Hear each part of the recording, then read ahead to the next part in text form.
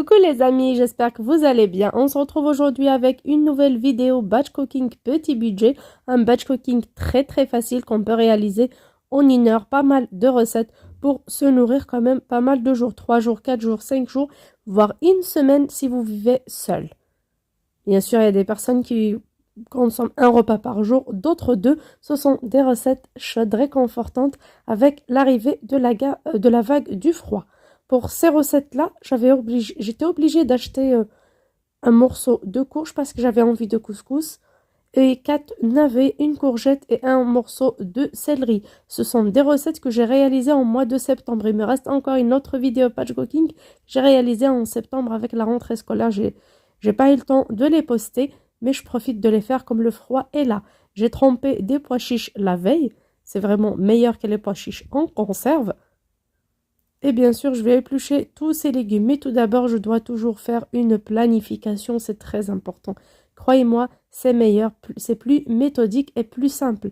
J'ai écrit déjà au départ une liste de ce que j'ai à la maison, les recettes que je peux faire avec. Et bien sûr, comme pour le couscous, j'avais une petite envie de navets, courges et courgettes et céleri dedans. C'est juste un petit plus. Sinon, j'aurais pu le faire avec d'autres légumes que j'ai à la maison. Parfois que pois chiches, carottes et pommes de terre, ça suffit largement. Des figues sèches, des pois cassés qu'on ne va pas faire cuire trop. Donc il y a différentes façons de faire une sauce de couscous. Mais quand même, j'ai préféré cette façon-là, la plus connue par tout le monde. J'ai découpé après avoir épluché ma courge en morceaux, en gros quartier, et je la fais pocher ou faire cuire un petit peu dans l'eau bouillante salée. Je ne vais pas la laisser trop cuire.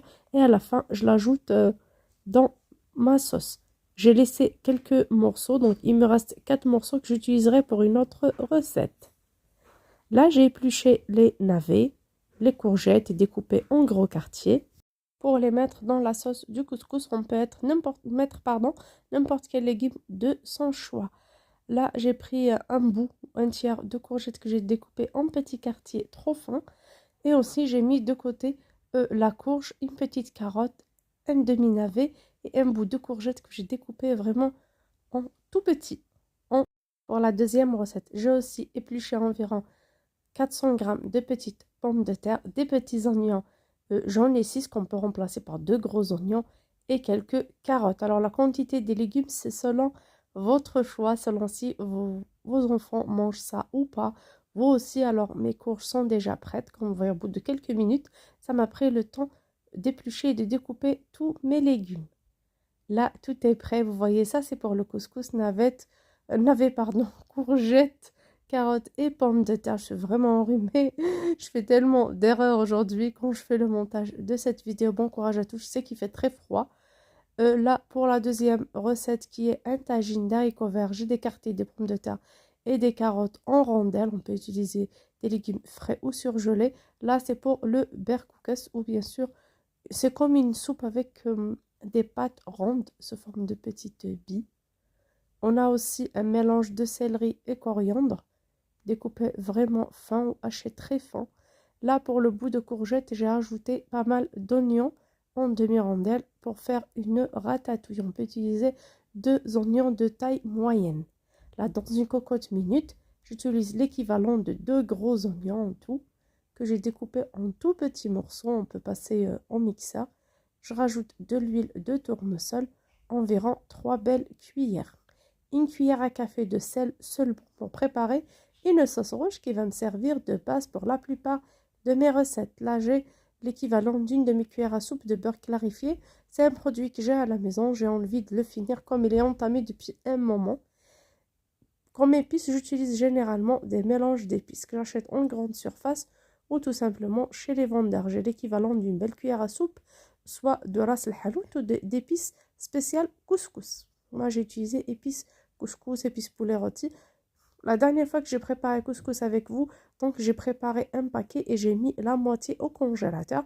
Bien sûr, quand on met au congélateur, c'est pour la prochaine fois. Il ne faut pas trop laisser traîner, sinon on n'aura pas de place dans le congélateur, bien sûr. Et les produits, à force, on les laisse trop longtemps, perdre de leur saveur. J'ai fait revenir mes oignons avec de l'huile, du beurre clarifié, beurre qui est vraiment facultatif, hein, mais ça apporte quand même un goût unique. Et les épices à feu moyen avant de rajouter mes pois chiches. Alors pour les pois chiches, je les ai rajoutés directement avec l'euro parce que je les ai rincés et je les ai trempés dans l'eau avec une petite pincée de sel ou de bicarbonate. Donc cette eau, elle est riche en nutriments, je ne la jette pas. J'ai fait sortir du congélateur environ 250 grammes. Vous pouvez utiliser aussi plus que ça d'haricots verts surgelés. Je ne vais pas la laisser se décongeler, mais bien sûr, je vais la faire cuire soit dans l'eau, soit à la vapeur. Là, ma courge, elle est prête. Je l'ai laissée de côté, bien sûr, égoutter l'eau de cuisson de courge, d'haricots verts et tout. On peut l'utiliser pour mouiller nos sauces ou nos soupes, comme il est riche en nutriments. Pour l'haricot vert, là, je peux la faire cuire dans l'eau comme à la vapeur. J'utilise aussi du concentré de tomate.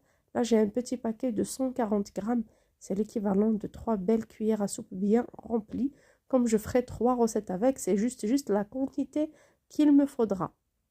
Moi, j'ai pris ça chez Intermarché. Vous pouvez utiliser n'importe quelle marque. J'ai aussi un bon bocal de coulis de tomates fait maison que je rajouterai à ma préparation à la place du concentré de tomate. Ou on peut utiliser un mix de deux. C'est vraiment selon ce que vous avez à la maison. Alors, le meilleur coulis de tomates du commerce que j'ai utilisé, c'était celui de Lidl. La dernière fois, c'était vraiment trop bon. Mais qui dit trop bon, dit riche en sucre. Là, j'ai des cuisses de poulet déjà marinées et surgelées. C'est ce qui me reste, je pense, de mes courses du mois d'août. Alors, j'utiliserai une cuisse pour ma soupe, qui est mon berkoukes. Oui, bien sûr, ce sera une soupe liée, soit avec du riz, des pâtes, comme vous voulez. C'est vraiment une très très bonne préparation à préparer en hiver. Et pour le reste, ça sera entre couscous, tagine. Là, j'ai du couscous d'orge. Je vais utiliser du couscous normal ou du couscous complet. Donc, le couscous d'orge, j'ai une petite quantité que je mangerai moi et mon mari. Pour les enfants, ça sera le couscous blanc que j'ai fait sortir du congélateur comme il n'y a pas beaucoup.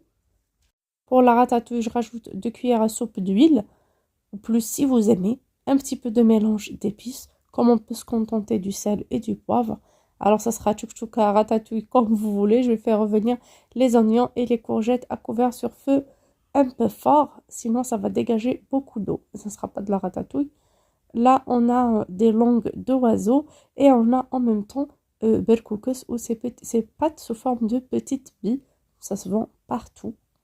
Donc, je vais essayer de réaliser 2 recettes avec ça, en plus du couscous 3e et de la ratatouille 4e et le ragoût 5e.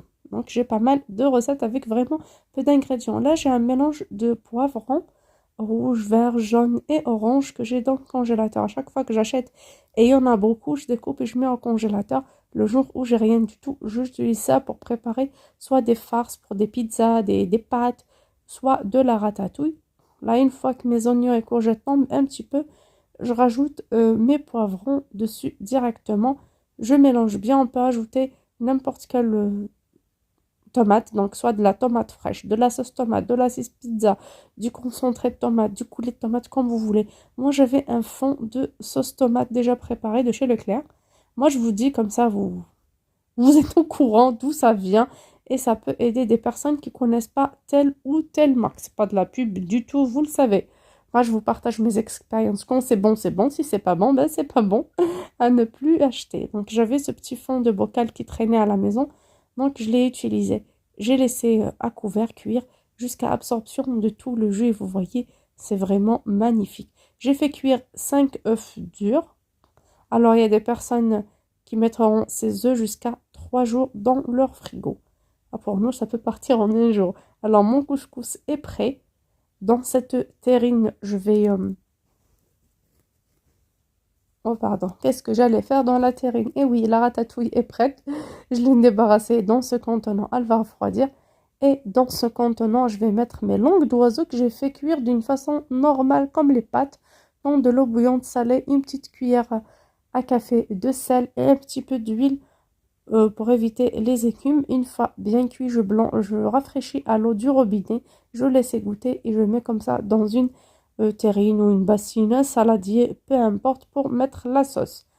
Là, dans un faitout, je mets mes haricots verts déjà cuits à la vapeur, bien sûr cuits à mi-cuisson. Je rajoute mes carottes, comme elles sont de cuisson très rapide, c'est des carottes de saison. Je rajoute mes pommes de terre et je leur rajouterai de la sauce.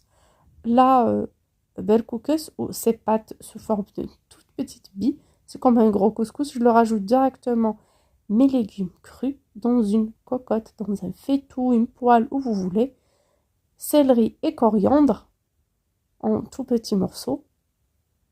Et bien sûr, je passe à l'étape très très importante. Même pour mon ragoût, je rajoute le céleri et coriandre. Là, l'étape la plus importante, c'était la sauce. Alors tout à l'heure, j'avais fait cuire une sauce avec des pois chiches, une sauce rouge avec du poulet dans une cocotte minute pour que la cuisson soit rapide. Là, j'ai débarrassé tout mon poulet. On peut le servir comme ça, comme on peut le mettre au four pour le faire dorer, comme on peut le faire dorer à la poêle avec un petit peu de matière grasse ou tout simplement à l'air fryer.